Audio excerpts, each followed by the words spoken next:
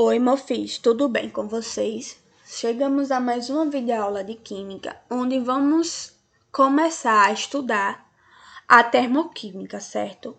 No livro de vocês, ela se inicia a partir do capítulo 3, que tem como título A Energia e as Transformações da Matéria. Vejam só, quase toda reação química ela é acompanhada de liberação ou absorção de calor, como por exemplo, a queima da gasolina, a queima do etanol, a queima do GLP, que é o gás de cozinha.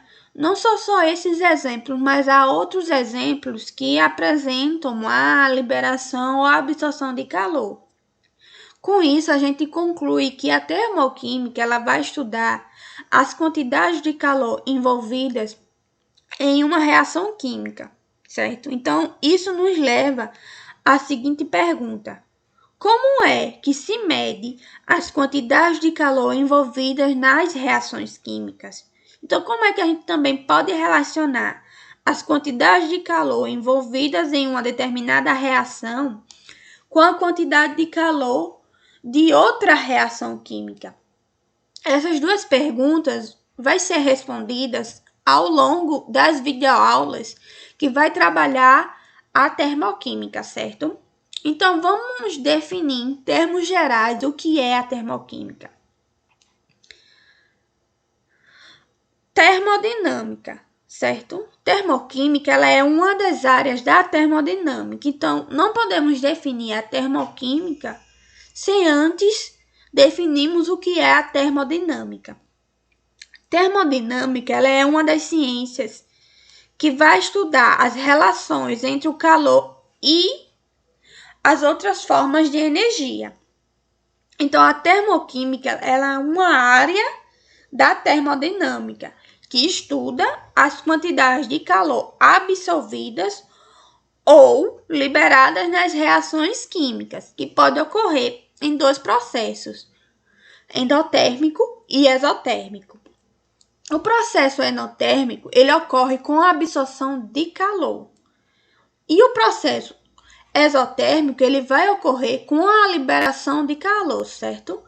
Calor na termoquímica ele é representado pela letra Q, que vai ser a energia que entra ou sai do sistema em virtude da diferença de temperatura entre o sistema termodinâmico e a sua vizinhança, que é melhor representado nessa imagenzinha aqui para vocês, onde mostra os dois processos, endotérmico e exotérmico, o efeito que é observado, o resultado que está ocorrendo naquele sistema daqueles dois processos e o sinal de quê? O sinal de calor, que vai ser o final daquela reação, certo? Quando uma reação ela é endotérmica, o efeito que está sendo observado é que o frasco está resfriando. Por quê? Porque ele está absorvendo calor. Então, a tendência é que aquele frasco se resfrie. Mas, como resultado, aí a energia do sistema vai aumentar. Então, o sinal de quê? O sinal do calor vai ser sempre positivo. Quando se tem um sinal positivo, o ΔH positivo, ela é uma reação endotérmica, então ele está absorvendo calor. Quando a reação ela é exotérmica, ela está ocorrendo uma liberação de calor. Então, o efeito observado naquele frasco é que ele vai aquecer por causa da liberação do calor que está ocorrendo. Então, o resultado do sistema ao redor daquela reação é que vai diminuir a energia. Então, o sinal de quê? O sinal de calor sempre vai ser negativo. Vejam só, o que é calor de reação? O que significa ser o quê? Em termos gerais, que é a quantidade de calor que vai ser trocada pelo sistema e pelas vizinhanças, necessária para que a temperatura do sistema, depois da reação completa, seja a mesma que no início da reação, em uma dada temperatura. vamos ver agora a famigerada entalpia.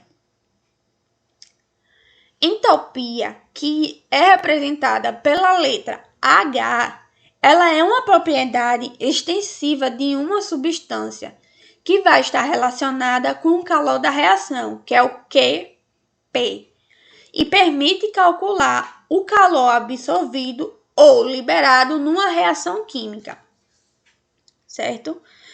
Então, não vai existir uma maneira em si de medir o conteúdo de entalpia de uma substância, certo? Mas é possível medir o calor liberado ou absorvido em uma reação através do calorímetro, numa pressão constante, que é a definição igual do ΔH. Então, QP é igual ao ΔH. Então, como é que a gente define entalpia?